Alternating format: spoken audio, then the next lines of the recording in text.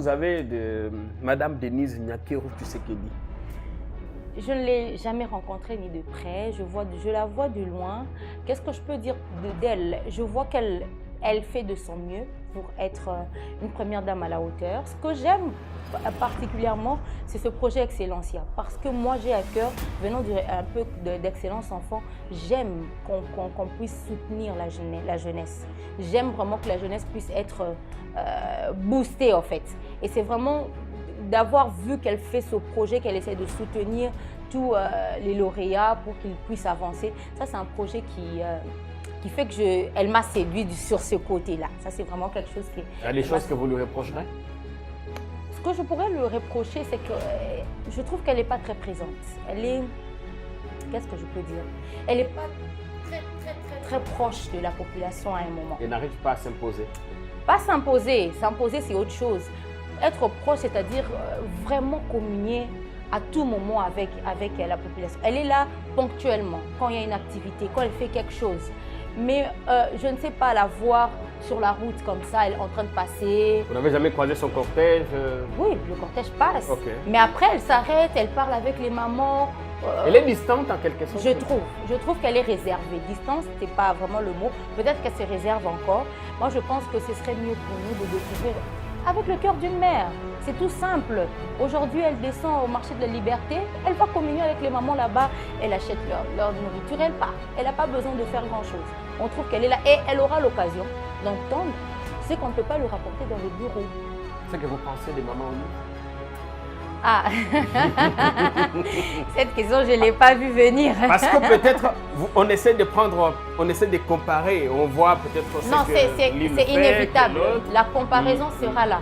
Même si demain, ça serait moi, par exemple, on va me comparer avec les précédentes premières dames. La comparaison est inévitable. Maman Olive, par contre, je trouve que justement, elle avait ce côté où elle arrivait justement à communier avec la population un peu plus facilement.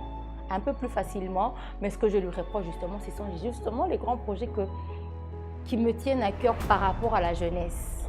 Elle s'est impliquée, je l'ai vue s'impliquer par rapport aux femmes, par rapport aux maladies, par rapport à la jeunesse, à moins que je me trompe ou je n'ai pas bien suivi, les grands projets où elle s'est vraiment impliquée personnellement à encadrer les jeunes hommes et femmes pour exceller. Je ne fais pas, je veux pas dire que, bon, tu as pris un de chez Denise et tout. Bon, en fait, ce sont les points forts et les points faibles de chacune d'elles, mais la comparaison est inévitable. Ça, c'est... On continuera à les comparer. Et puis, bon, c'est pas parce qu'on les compare qu'elles sont en compétition. Hein? Chacun fait... Vous comprenez la petite polémique que certains entretiennent autour de ces deux dames? Vous pensez qu'elle n'a pas... Vous pensez qu'elles devraient plutôt travailler ensemble ou chacune un jour, de si son elles travaillent côté? ensemble, ça serait bien. Ça serait d'ailleurs bien, même si je ne sais pas comment ça se passerait. Mais ça serait bien si elles travaillent un jour ensemble. Mais la petite polémique qui est autour, je trouve que c'est malsain. Excusez-moi. Nous travaillons tous pour le Congo. Nous travaillons... En fait, si nous prenons tous le Congo hein, comme une propriété pour tout le monde, on ne ferait pas des polémiques. C'est comme si nous sommes tous les deux dans la même parcelle, nous ne sommes pas enfants d'un même papa. Vous venez avec un arbre, vous plantez. Moi, j'emmène un autre arbre, je plante. Et puis, on commence à dire, papa, tu vois, moi, j'avais planté ça. L'autre, moi, j'avais... Non, mais après, quand les fruits seront là, ce sera pour nous tous.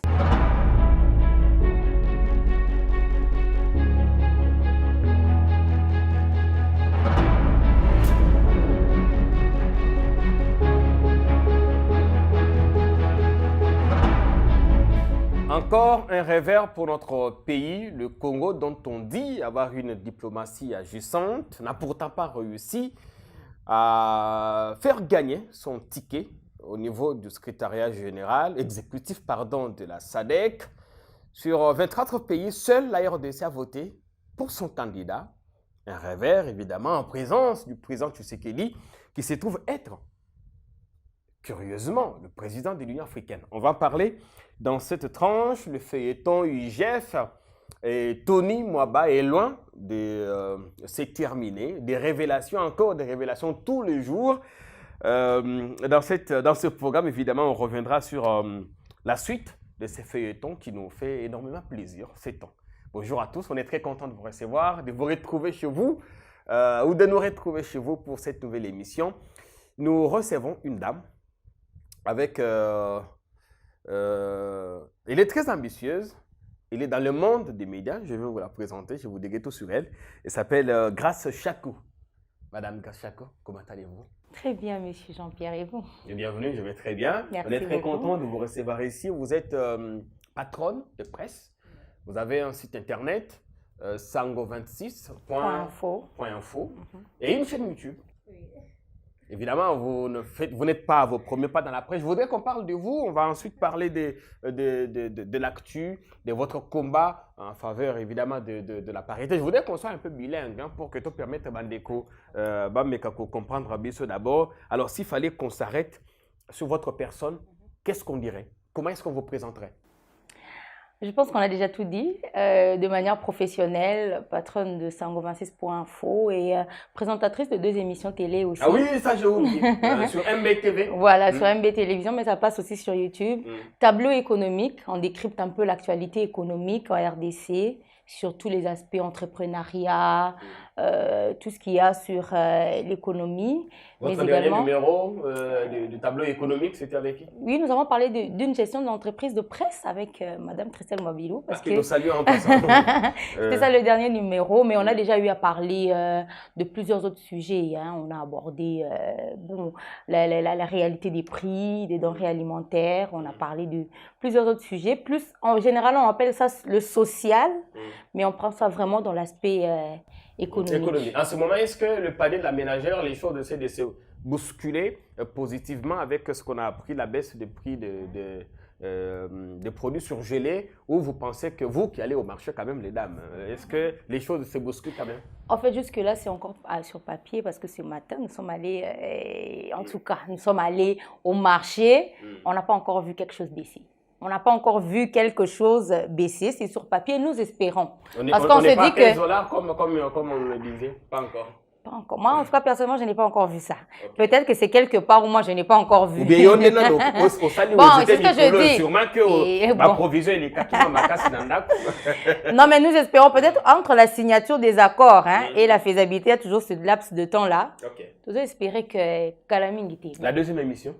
On a parlé de quoi on a parlé? Vous avez tableau économique et une autre émission? Le siège qui s'appelle Le Siège. Nous recevons les parlementaires, députés nationaux, provinciaux et sénateurs qui nous expliquent un peu le travail en Parlement. Parce qu'on a remarqué que les Congolais, les Kinois, votent bango, mais ils éviter Moussala Basala Nakati. Et d'ailleurs, tous les députés, à la fin de l'émission, disent souvent ça. Que nous sommes là pour surveiller l'exécutif, nous sommes là pour mais malheureusement, c'est ce qu'ils votaient les lois pendant la campagne. Malheureusement, c'est ça le discours, parce que justement, j'ai reçu un député, on avait parlé en apartheid, qui m'avait dit, en fait, c'est pas la faute seulement du pouvoir même qui vient de passer, tout ça est parti même de Mobutu déjà, parce qu'il fallait convaincre les gens de cette manière-là. Et donc aujourd'hui, pour nous, on a mis tout à Batou. Ça sera encore un autre travail civique qu'il faut faire. Donc, mais en réalité, député, c'est une émission pédagogique en fait. Si un député dit à sa base que contrôler le gouvernement, il n'aura pas tellement de voix. Mais si vous prenez facilement, il sera élu. Et même contrôler le gouvernement, là, j'ai posé une fois la question, mais on a l'impression que vous ne faites pas ça, même seulement ça. Combien de motions de défiance ou de censure, d'ailleurs, ont porté du fruit? C'est juste peut-être que vous dérangez caca. Car un ministre Moroboye, mais après ça porte pas du fruit. Mais bon, chacun mais après... ça dépend si le ministre est coupable, s'il ne l'est pas. Vous voulez qu'on force ce ministre à quitter son poste pendant qu'il n'a pas d'étonné? Non, mais après, il y a des pesanteurs politiques, on sait un peu comment ça se passe. Et puis la famille politique, elle garde, elle protège celui qu'on a accusé peut-être, qu'on a fait convoquer devant la barre. C'est tout ça qui joue. Mais bon, chaque député, en tout cas sur le 500, je n'ai pas reçu encore 500. C'est une émission qui vient de commencer, j'ai reçu à peine 4, qui avouent avoir donné des projets, ils ont fait quelque chose. Et ils attendent que justement le bureau de l'Assemblée nationale puisse programmer tout ça aussi. C'est beaucoup de choses en même temps. Ils ne disent pas comment ils le font pendant les vacances parlementaires. Si, on parle des vacances parlementaires. En tout cas, C'est la coulée douce. j'ai posé la question très clairement. Qu'est-ce que vous faites? L'émission est sur YouTube, vous verrez. Qu'est-ce que vous avez fait pour votre base? Chacun se défend. J'ai fait ceci, j'ai fait cela et voilà. D'ailleurs, moi, je suis rentrée chez nous, j'ai fait cela. Bon, après, bon, nous, on n'est pas là pour aller vérifier. Base, on va yo ki bango. Mais c'est vrai qu'après, qu'est-ce un peu poteau. Et vous sentez un peu de démagogie dans ce qu'ils disent? Surtout ceux qui ont traversé Bazala, qui ont perdu dans la FCC et qui sont maintenant à l'Union sacrée. Quand vous abordez ce type de questions, est-ce que vous les sentez à l'aise à défendre leur nouvelle couleur politique ou à assumer leur passé un tout petit peu sombre? Non, non. En tout cas, ils sont très à l'aise. D'ailleurs, c'est ça qui, à un moment, m'avait un peu choquée. Je me suis dit, comment est-ce qu'on peut être très à l'aise là? À la minute, on est très à l'aise de l'autre côté. On est calme, comme si... Et là, on montait ça, la maquille. Comme des caméléons. Oui, c'est ça. Ils sont très à l'aise à défendre. Non, voilà, aujourd'hui, le bilan, il est positif, alors qu'hier, ils étaient dans autre chose. Donc, l'émission Les Sièges, ils ont les cas dans MBTV, mais surtout dans YouTube, pour ceux qui nous regardent, dans GSK, pardon. Télévision. GSK, c'est quoi? Télévision. Grâce Chaco qui bouge ici, mon nom.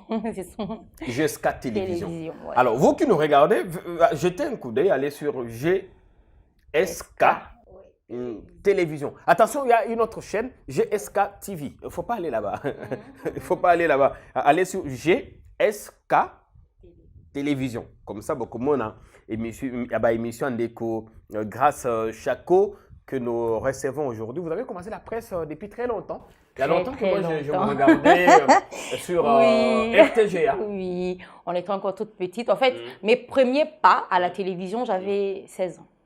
16 ans, 5e des humanités, 5e littéraire. C'était une émission qui, en fait, dès le départ, mes sœurs y allaient. Ça s'appelait Excellence Enfant. Ouais. Un très beau projet. C'était une très belle émission à l'époque que nous regardions tous avec délectation. On va recommencer ça, si vous voulez bien. Oui, mais vous savez, on regardait ça. Oui, c'était une très, très belle émission. D'ailleurs, je pense que ceux qui sont initiateurs de ce projet suivront cette émission et ils sont toujours là, nos pères. Ils ont vraiment conçu l'émission pour que les enfants puissent débattre justement de ce genre de sujet. On pouvait rencontrer des enfants qui débattaient sur la SADC. On pouvait rencontrer des enfants qui débattaient sur la parité. C'était excellent. Excellent. Nous, vraiment. À Matadi, nous avions copié le projet. Oui. Nous avions créé le Parlement Opinion des enfants.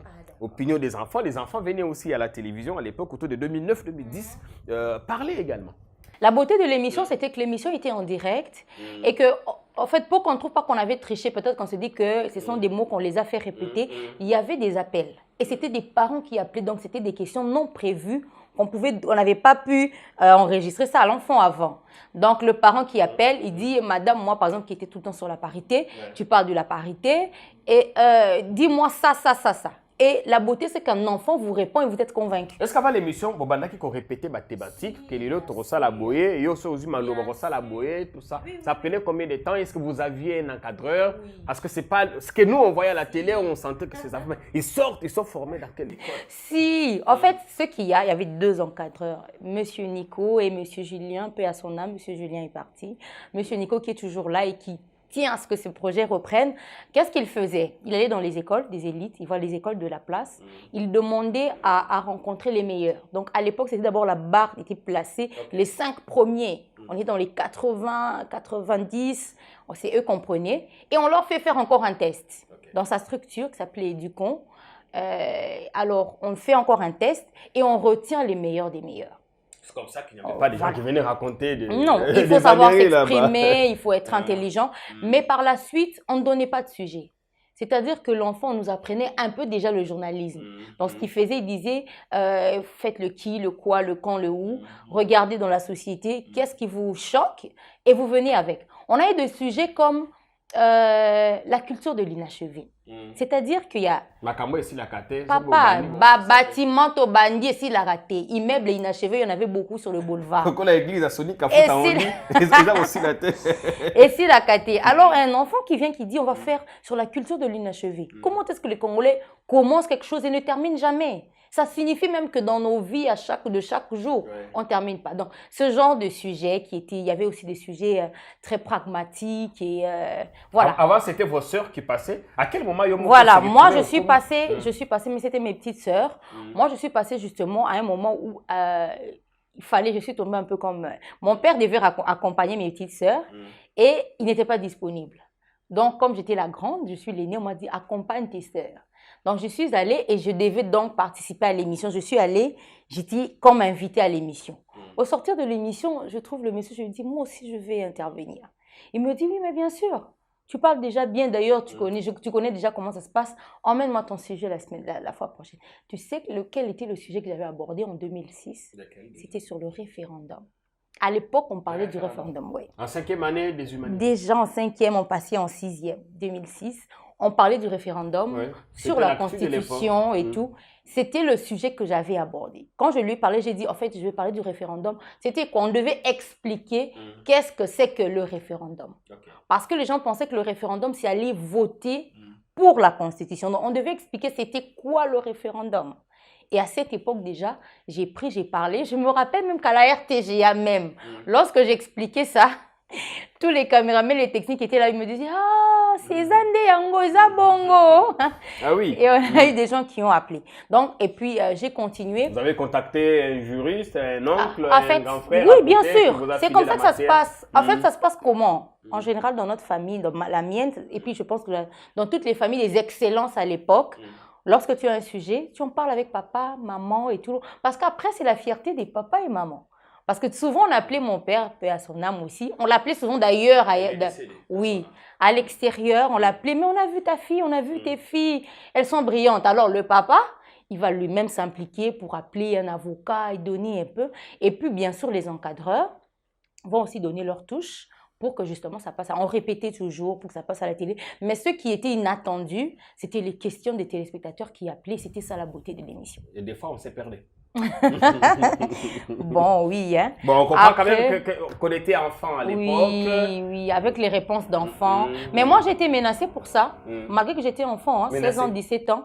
C'est-à-dire que quand j'ai fini de parler du référendum, il y a quand même eu un appel. Quelqu'un qui pose, je n'oublierai jamais, me dit, maintenant, qu'est-ce que toi, tu nous dis? Qu'on vote pour la Constitution ou pas? Quelle est ta position? Quelle était ta position? Il fallait que je donne. J'ai dit, votons oui pour la Constitution.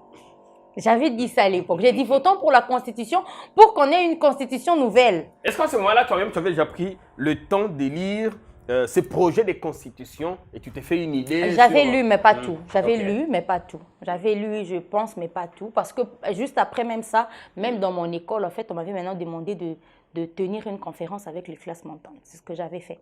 Mais après, l'insolite, c'était, je revenais de l'école et je rentrais à la maison. Je vois un monsieur, un papa. Excellence, je m'arrête. Comment tu peux dire qu'on vote oui à cette Constitution? Il a commencé à me menacer comme si j'étais adulte. Ah, il était sans doute de l'UDPS à l'époque parce que l'UDPS ne voulait pas la Constitution. Bon, il a menacé une gamine. J'étais en plus en uniforme en 2006. J'étais traumatisée. Je ne savais pas si je devais appeler mon père ou quoi. Il a parlé. Quand il a vu que j'étais traumatisée, il est parti. Allez, mais je suis rentrée, j'ai dit à mon père, il a dit, mais maintenant, qu'est-ce qu'on va faire? J'ai dit, bon, c'est un avis que j'ai donné. Alors aujourd'hui, je comprends qu'on est encore plus virulent hein, envers les aînés. Si avec les élèves, on peut faire ça. Ça ne veut pas te pousser à faire la carrière, à embrasser la carrière politique? J'ai voulu faire la politique. Peut-être que je le ferai après. J'ai voulu faire la carrière politique, mais bon. Non, je n'ai pas fait ça tout de suite. Il fallait quand même se préparer. Après ça, je suis devenue moi-même encadreur. Parce qu'à 18 ans, on arrête. On n'est plus élève. À 18 ans, on arrête. Je suis donc devenue encadreur. Et notre cher monsieur Nico a dû se déplacer. Il m'a laissé la responsabilité de cette structure pendant 1 année et 2 ans. Mais avec les études, puisqu'on est maintenant à la LIFASIC, ça coince, je n'ai pas pu continuer. Donc si le projet n'a plus continué, c'est notamment à cause de tes indisponibilités. Mes indisponibilités et aussi celui de nos encadreurs.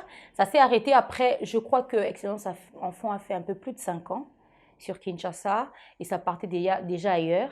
Mais il y a un projet qui, je pense, ça reviendra. Je pense que ça sera la beauté. Dieu seul sait si les temps vous le permettra ou les gens apprécieront le projet. Ensuite, vous êtes allé à l'IFASIC. À l'IFASIC, on a fait le journalisme et puis voilà. On embrasse la carrière journalistique. Je n'ai pas fait le journalisme directement. Directement, je ne l'ai pas fait. Je me suis donnée à autre chose. Je suis revenue en journalisme avec Sango 26. Ça fait maintenant 1 année et demie. avec une très belle équipe. Après la fac, vous avez marqué la pause? Oui, pour faire autre chose familiale. Autre chose, on n'entre pas dans les détails. Puisqu'on parle du professionnel là. Ah, évidemment, évidemment, évidemment. Alors donc après, je suis allée sur sango26.info. Le temps pour moi de me relancer, de me refaire et puis d'avoir un peu le réflexe que j'avais perdu avec les amis. Et donc, ça fait maintenant une année, presque 2 ans que sango26.info... Vous avez souhaité être votre propre patronne, vous n'avez pas souhaité commencer par intégrer à ta rédaction Moko, Kokendaka, Komaka et puis voilà. Non, être sa propre patronne. Oui, j'ai d'abord commencé, souhaité comme ça d'abord, pour répondre un peu les réflexes, un peu toute seule d'abord. Okay. Et puis après Sango26, c'est en début de cette année que je me suis dit, bon, je me relance dans la rédaction, mais également dans la production de mes émissions. Production des émissions. Vous êtes très belle, télégénique. Merci. Sans doute que les téléspectateurs apprécient. Qu'est-ce qu'ils vous disent? Oui, ça c'est vrai que quand les téléspectateurs suivent, et généralement sur les pages Facebook, c'est généralement toujours, surtout le sourire. Ah, madame, vous avez un très beau sourire. Je dis merci. Ça, c'est déjà quelque chose qui me va droit au cœur. Mais ce qui est vraiment important, et même, je prends toujours à cœur les remarques faites. C'est toujours, en tout cas, surtout plus sur le sujet économique. On le disait tout à l'heure en apartheid, qui ne sont pas vraiment des émissions qui accrochent le public quinois, mais je me dis que ce sont des émissions qu'il faut faire parce qu'il faut qu'on parle de l'économie à un moment. Ils sont ailleurs, ce sont les grandes émissions Pourquoi qui intéressent. Pourquoi c'est l'économie qui vous a intéressé pendant que Bandeko, beaucoup préfèrent rester dans la politique politicienne où la polémique n'en finit pas? Mais l'économie, c'est ça même qui dirige les nations aujourd'hui, ce n'est pas la politique. On est fort quand on est économiquement fort. Il faudrait qu'on apprenne à être économiquement fort. Et donc, l'émission nous donne des pistes où recense les problèmes économiques de notre pays pour que nous soyons forts. Puisqu'aujourd'hui, nous sommes tous centrés sur la politique et on sent qu'on n'est pas fort comme pays. On n'a pas des opérateurs économiques qui pèsent en RDC aujourd'hui, qui peuvent se retrouver dans les grands sommets économiques. Il n'y en a pas. Donc, on est là encore en train de discuter sur les billets d'avion alors que certaines personnes ont déjà dépassé ce stade. D'ailleurs, en parlant du billet d'avion ce matin, un proche qui s'est rendu, qui devait faire un déplacement pour Mbuji-Mayi, il arrive à l'aéroport et Congo Airways lui dit aux passagers à destination de Mbuji-Mayi que le vol est annulé. Et on donne l'info à l'aéroport. Tout le monde était là, sans une autre alternative. C'est pas sérieux quand même, monsieur du Congo Airways. Alors, on revient à ce que vous disiez. Est-ce qu'il est facile de trouver des invités qui s'intéressent aux questions économiques et qui en parlent aisément? Les invités sur les questions économiques sont très durs à trouver parce qu'au départ, ils se considèrent comme des consultants. Okay. Ils se disent que madame vient me consulter, alors que des fois ce sont des cours que je donne, des fois c'est... Voilà, alors je vais donner ça, il faut que en fait, il faut que ce soit moi qui les paye pour qu'ils passent à la télé comme ça. Mais bon, comme vous avez dit tout à l'heure, le petit sourire, il fait quand même quelque chose des fois pour arriver à les avoir. La féminité joue? Oui, un peu. Et puis après, je me rends compte que depuis que j'ai commencé cette émission, on a parlé de l'entrepreneuriat.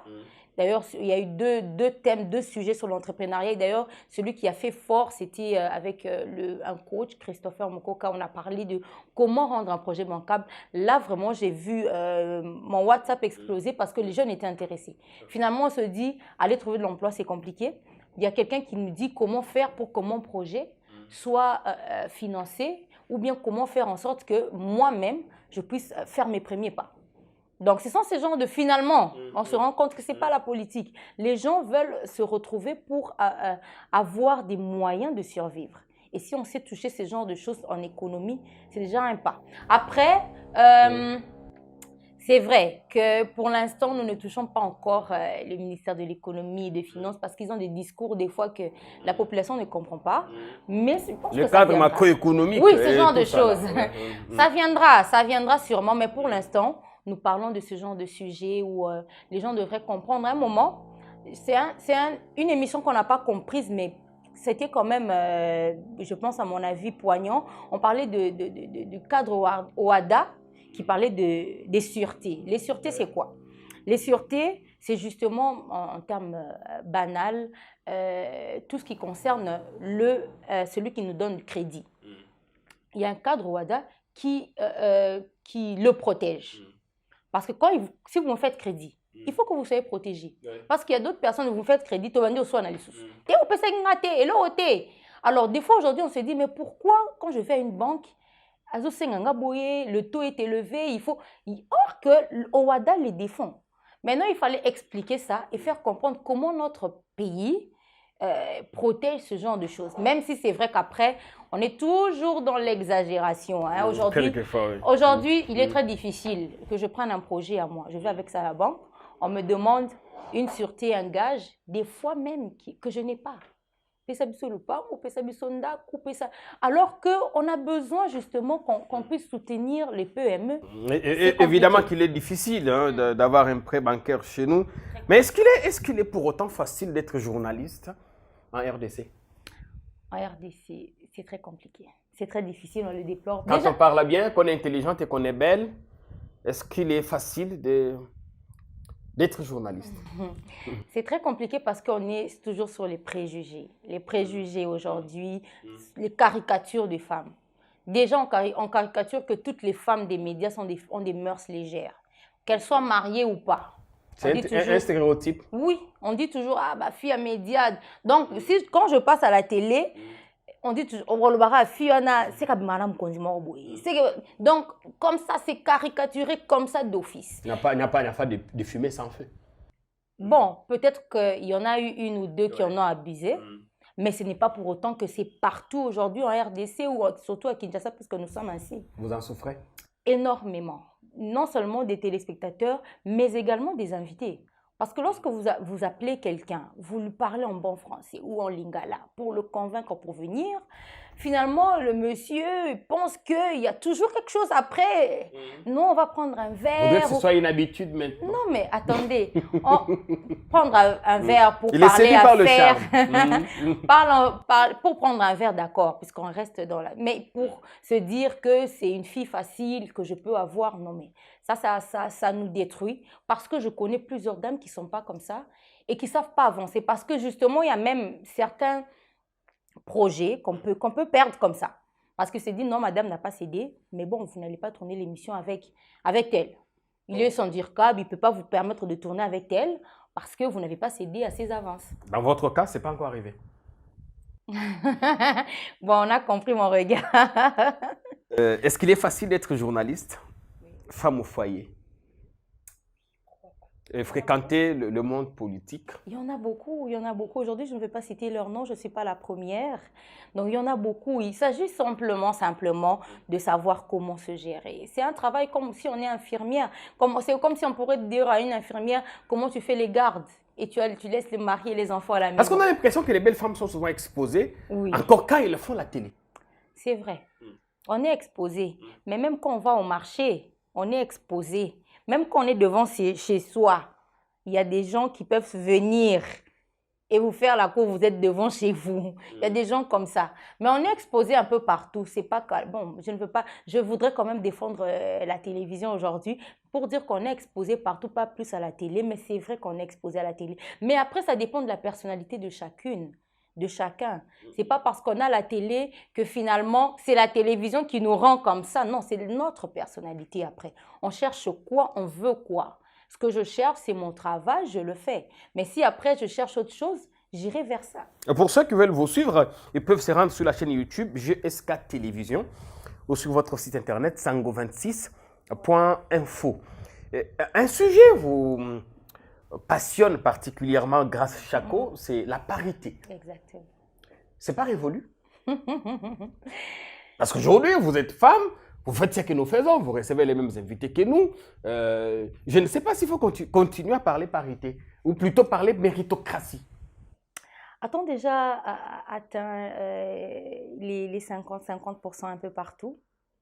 Le 30% déjà seulement dans la représentativité du gouvernement? On est un peu plus, c'est vrai, mais attends seulement même atteindre les 30%, tant qu'on n'a pas atteint ces objectifs. On continuera de parler parité, on continuera de parler d'égalité de chance. On continuera de parler de ça. On a fait les mêmes études que les hommes dans les mêmes classes, on a fini dans les mêmes promotions. Vous travaillez autant que nous, vous avez des capacités, vous vous défendez, vous faites bien. Notre problème, c'est justement ce taux de représentativité. C'est justement ça. Il faudrait que la femme soit représentée un peu partout. On dira, j'ai vu quelque part quelqu'un dire que les femmes, quand il s'agit de postes politiques, elles demandent la représentativité, mais pour pas qu'on va pousser, ceux qui vont non, mais il y a des femmes receveurs aujourd'hui dans les esprits de vie. Il y a des femmes chauffeurs dans les transports. Mais est-ce qu'il faut que ce soit un cadeau ou vous devez le mériter? Non, mais il y a des femmes qui le méritent. Il y a des femmes qui le méritent seulement. Après, je pense que quand il s'agit de la politique, ça c'est mon avis, les hommes, ils sont allés un peu plus tôt que les femmes. Et donc, ils sont vraiment déjà dans le circuit. C'est universel, c'est universel. Oui. On connaît assez de présidents hommes que de présidents femmes. Ça, c'est vrai. Alors, les femmes ont l'impression que c'est un truc d'homme. Isabelle Amibali, celles qui sont en train de se battre pour y arriver, on leur montre souvent aussi que vous êtes des femmes, essayez de comprendre, laissez un peu la place aux hommes.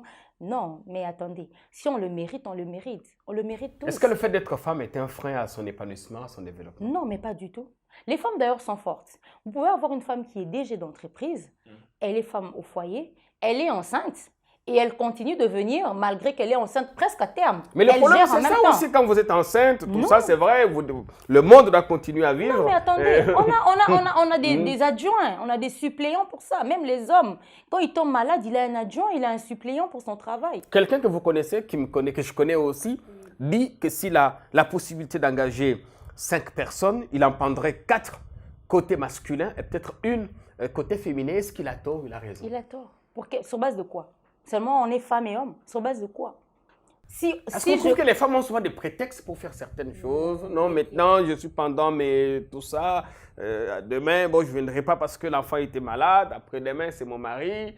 Un peu de tout ça. Mais c'est normal, mais attendez. Bon, en fait, mais la compétition maintenant, parce que le travail, il faut de la compétition. Pendant que vous êtes là-bas parce que tout ça, vous devez aller accoucher, les hommes, eux, ils continuent à bosser.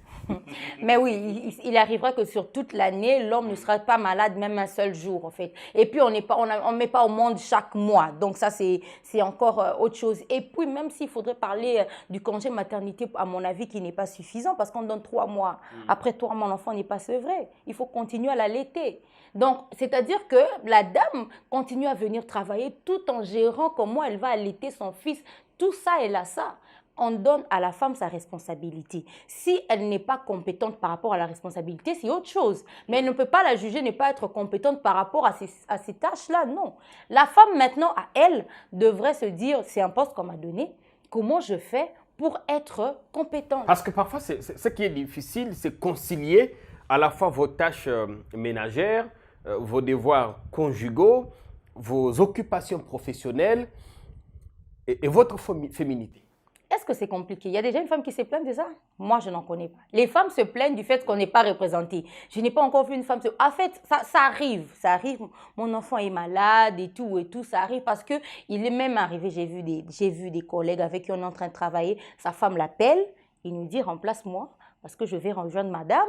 Elle est avec l'enfant à l'hôpital. C'est arrivé même à des collègues. Quelle opinion vous avez de madame Denise Nyakeru Tshisekedi?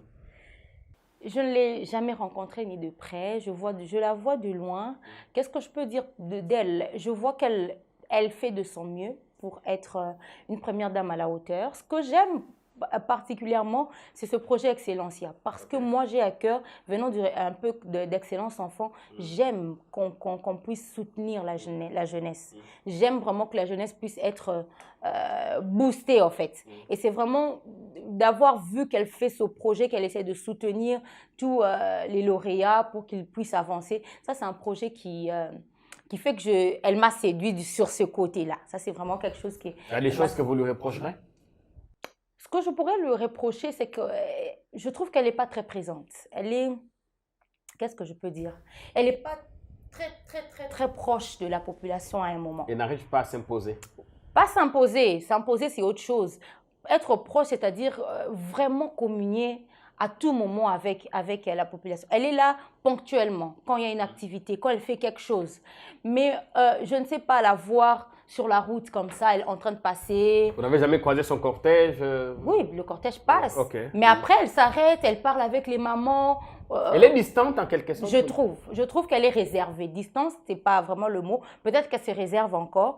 Moi, je pense que ce serait mieux pour nous de découvrir avec le cœur d'une mère. C'est tout simple. Aujourd'hui, elle descend au marché de la Liberté, elle va communier avec les mamans là-bas, elle achète leur nourriture, elle part. Elle n'a pas besoin de faire grand-chose. On trouve qu'elle est là et elle aura l'occasion d'entendre ce qu'on ne peut pas lui rapporter dans les bureaux. C'est ce que vous pensez des mamans Olive? Ah, cette question, je ne l'ai pas vue venir. Parce que peut-être, on essaie de comparer, on voit peut-être ce non, que l'une c'est fait, inévitable. que l'autre. La comparaison sera là. Même si demain, ça serait moi, par exemple, on va me comparer avec les précédentes premières dames. La comparaison est inévitable. Okay. Maman Olive, par contre, je trouve que justement, elle avait ce côté où elle arrivait justement à communier avec la population un peu plus facilement. Mais ce que je lui reproche justement, ce sont justement les grands projets qui me tiennent à cœur par rapport à la jeunesse. Okay. Elle s'est impliquée, je l'ai vu s'impliquer par rapport aux femmes, par rapport aux maladies, par rapport à la jeunesse, à moins que je me trompe ou je n'ai pas bien suivi, les grands projets où elle s'est vraiment impliquée personnellement à encadrer les jeunes hommes et femmes pour exceller.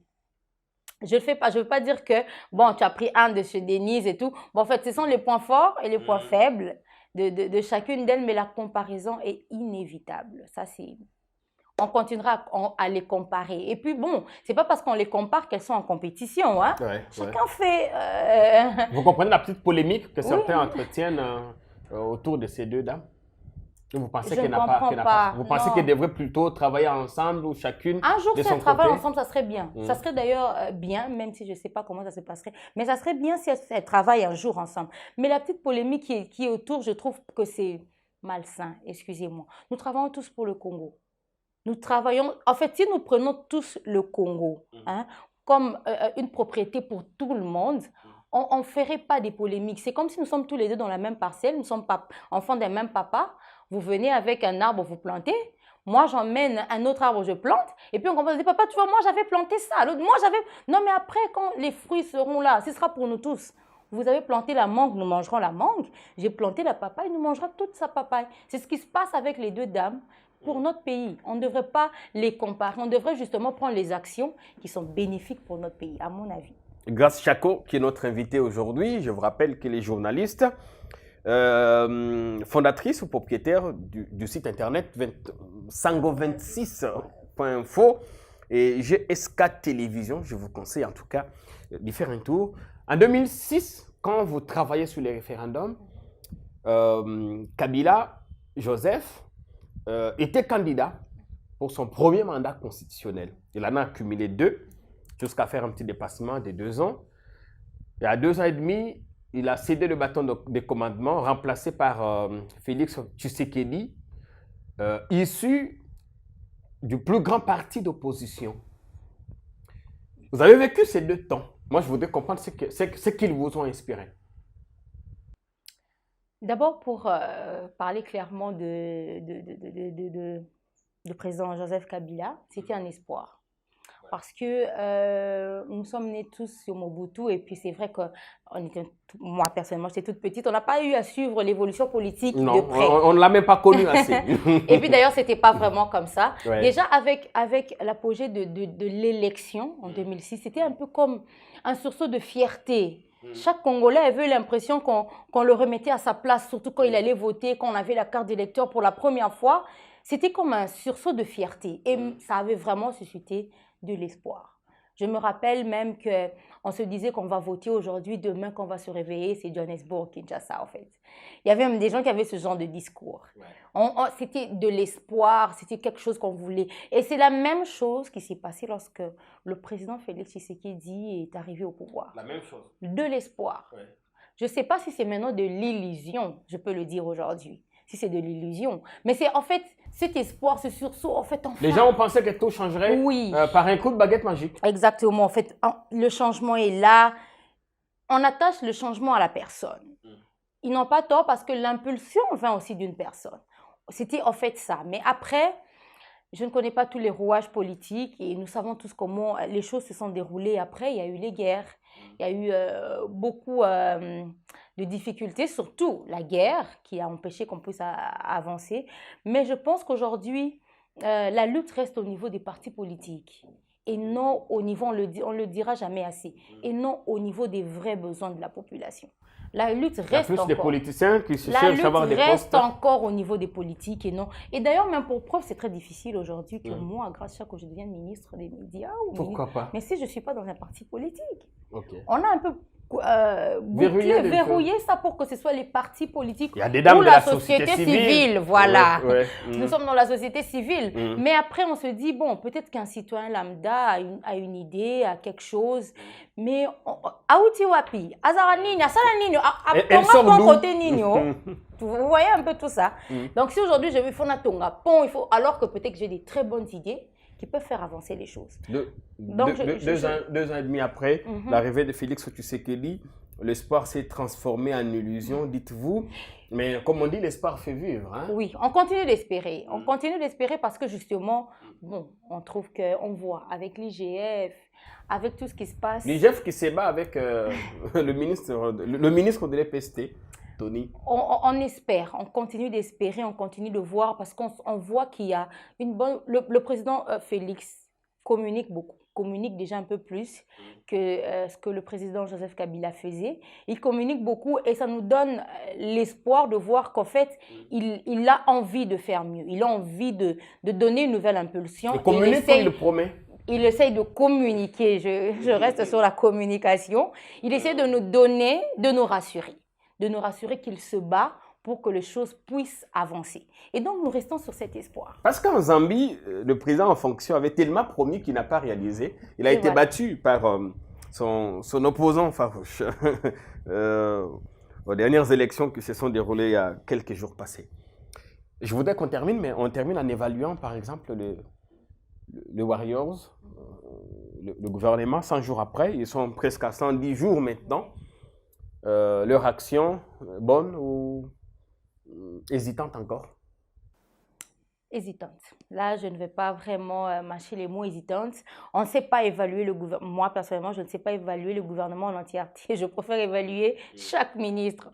Parce que finalement, on a l'impression que certains ministres dorment. On ne les entend même plus depuis qu'ils ont été nommés. Ce qu'on peut faire, c'est que... Est-ce que le problème, c'est de les entendre ou de les voir travailler? Mais c'est ça, justement. En fait, ce que leur chargé de communication nous bombarde, peut-être il a reçu tel, il est allé tel, il a fait ceci. Mais attend des vrais changements. Les attend vraiment aujourd'hui. Puisque je parle de l'économie, depuis qu'ils sont là, on parle de billets d'avion et tout, mais attend des vrais changements. Les attend vraiment. Le ministre de Genre et Famille attend vraiment des vrais changements aujourd'hui. C'est ça qu'on attend.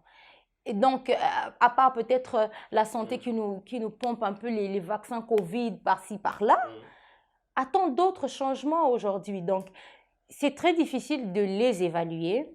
Moi, je dis que l'action est encore hésitante. Elle n'a vraiment pas démarré. On n'a pas encore senti quelque chose. Mais nous continuons d'espérer. Et nous continuons à croire à eux, puisqu'ils nous ont dit qu'ils sont des Warriors. Ça, c'est, si on prend un long métrage de film, on est aux 5 premières minutes. L'action n'a pas encore commencé. On espère que l'action va commencer bientôt. On risque de trop attendre. À Kinshasa, les gens meurent beaucoup. De quoi meurt-on? Est-ce que notre ville est devenue un mouroir? De quoi meurt-on? C'est encore une autre question. Il y a la Covid qui a frappé avec la saison sèche. Mais il faut dire qu'avec la saison sèche aussi, il y a eu beaucoup de maladies. Hein? Moi-même, j'en ai souffert. Il y a eu beaucoup de maladies. Et puis, qu'est-ce qu'on va dire encore? La vie sociale est compliquée. Tout le monde s'en plaint aujourd'hui et ce n'est pas à cacher. Même les plus grandes autorités le reconnaissent cela. Et bon, espérons que chacun de nous puisse se protéger, puisse se prévenir et puisse se battre pour trouver même le $1 par jour pour se nourrir. Parce qu'il y a des gens, en tout cas, qui meurent de faim, comme chez nous dans le Kasaï, parce qu'ils n'ont pas à manger. Vous reviendrez quand? Parce qu'on a fini. Incessamment. Ça dépend de l'invitation ou des téléspectateurs s'ils disent « La dame, là !»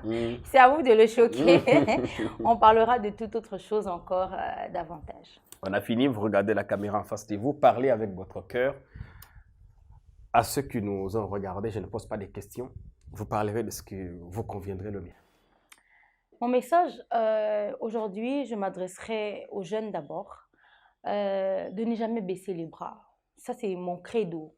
De ne jamais baisser les bras, quelle que soit la difficulté, quel que soit le problème qu'on rencontre, de de persévérer dans ce qu'on s'est donné comme objectif, même si le pays ne nous donne pas des conditions, même si là où nous sommes, ça ne nous donne pas des conditions adéquates pour avancer, il faudrait persévérer parce que justement, ça paye toujours. Mais j'aimerais aussi lancer un message aux femmes aujourd'hui, et surtout les femmes de médias qui travaillent dans des conditions très compliquées, de travailler à ce que nous puissions un peu ôter cette caricature de femmes de médias qui nous colle un peu à la peau et qui ne permet pas d'avancer. Ensuite, à toutes les autorités de notre pays de travailler dans l'unité. C'est tout ce que nous voulons.